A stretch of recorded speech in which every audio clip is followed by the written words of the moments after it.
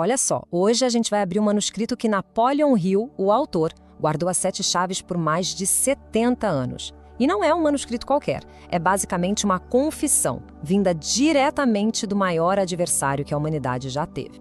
Pensa comigo, e se o maior inimigo do sucesso contasse todos os seus segredos? A premissa do livro Mais Esperto que o Diabo é exatamente essa, uma coisa bem chocante. É como se fosse uma entrevista em que o próprio diabo é obrigado a confessar, a abrir o jogo sobre os métodos que ele usa para controlar a mente das pessoas. E a afirmação mais assim espantosa de todas é esta. Ele diz que controla 98% das pessoas. 98%. E como? Através de um único hábito. Um hábito que é ao mesmo tempo super simples e absolutamente devastador. Então, o que a gente vai ver que é o seguinte. Primeiro, a tal da confissão do diabo.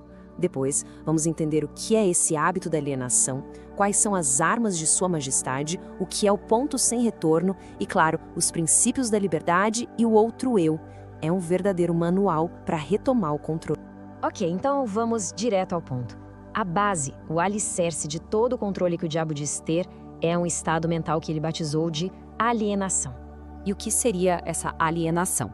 Bom, uma pessoa alienada, segundo o livro, é basicamente alguém que não pensa por conta própria. Sabe, em vez de tomar as rédeas e criar a vida que realmente quer, ela só aceita o que a vida joga no colo. Sem reclamar, sem questionar, apenas aceita. E o diabo confessa que essa preguiça de usar o cérebro, essa falta de um propósito claro, é a porta de entrada perfeita para ele. É como se isso criasse um vácuo na mente, sabe? Um espaço ocioso. E é nesse espaço que ele entra e planta os pensamentos dele. A dúvida, o medo, a negatividade, tudo aquilo que nos paralisa. Certo. Mas uma vez que ele entra na mente de alguém, como ele se mantém lá?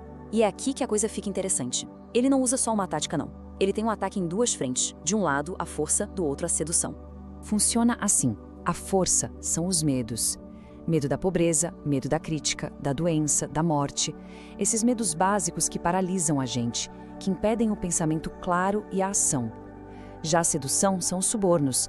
Ele explora nossos desejos mais naturais. Amor, sexo, dinheiro fácil, poder, vaidade, para nos manter distraídos, nos atraindo cada vez mais para esse estado de alienação. Agora atenção, porque este próximo conceito é crucial. O diabo revela que existe uma lei da natureza que ele usa a seu favor para tornar esses hábitos negativos algo permanente. Uma vez que o hábito se instala, fica quase impossível escapar. Ele chama isso de ritmo hipnótico. Pensa assim, tudo que a gente repete, seja um pensamento ou uma ação, vira um hábito. Se a gente continua repetindo, esse hábito se torna um ritmo, quase automático, inconsciente. E aí, a natureza meio que trava esse ritmo, torna ele permanente. Para quem está alienado, isso é como um redemoinho que puxa para baixo. Mas a boa notícia é que essa mesma lei pode ser usada a nosso favor, para criar um ritmo de sucesso.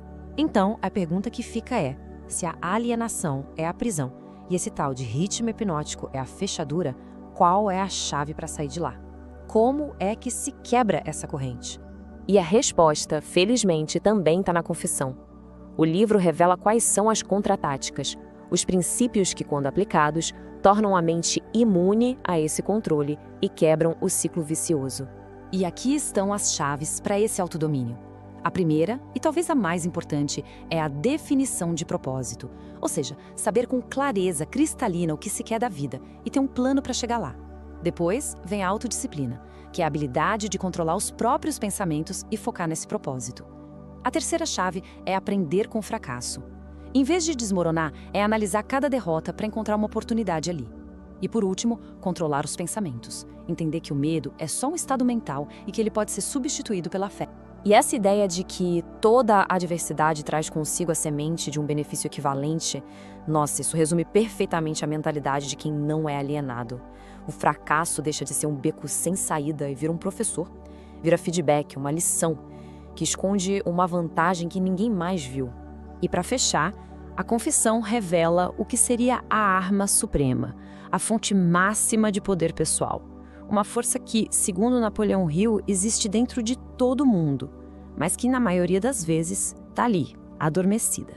O próprio autor, Napoleon Hill, conta que viveu momentos de fracasso total, momentos de desespero, de medo profundo, onde ele foi empurrado para o limite e forçado a pensar de um jeito completamente novo, um jeito que ele nunca tinha acessado antes. E é exatamente aí, nesses momentos de crise, quando parece que não tem mais saída, que algo diferente desperta.